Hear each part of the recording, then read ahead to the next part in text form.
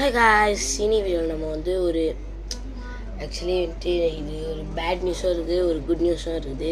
அதை நம்ம நீங்கள் பார்க்கலாம்.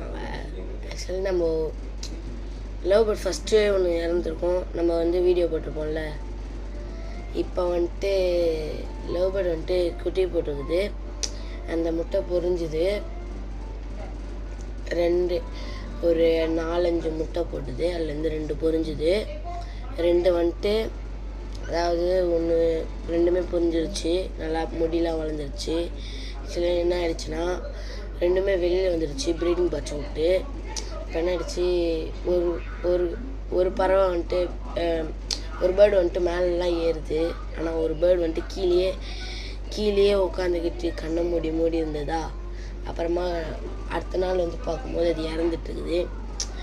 ஸோ இது எதனால் ஆச்சுன்னு தெரியுமா? அந்த ஃபோட்டோவை இப்போ காட்டுறேன் பாருங்கள். அதை பற்றி உங்களுக்கு தெரிஞ்சது, அது எப்படி இறந்துருந்ததுன்னு தெரிஞ்சதுன்னா நீங்கள் கமெண்ட் செக்ஷனில் கமெண்ட் பண்ணுங்க. இவங்க இப்போ அந்த ஃபோட்டோவை காட்டுறேன்.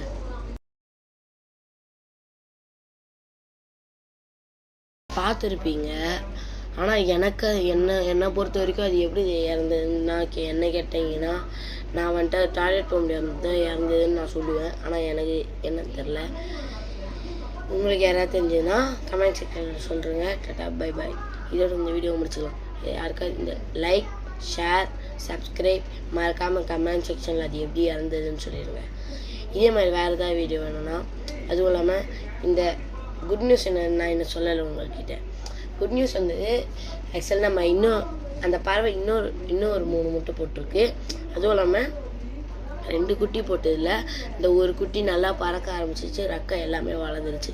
இதுதான் அந்த குட் நியூஸ். குட் நியூஸ் எவ்வளோ குட்டியாகுது, பேட் நியூஸ் எவ்வளோ பெருசாகுதுன்னு நீங்கள் கேட்டிங்கன்னா, குட் நியூஸ் வந்து ஈஸியாக சொல்லிடலாம். ஆனால் பேட் நியூஸ் யோசிச்சு தான் சொல்ல முடியும் கைஸ்.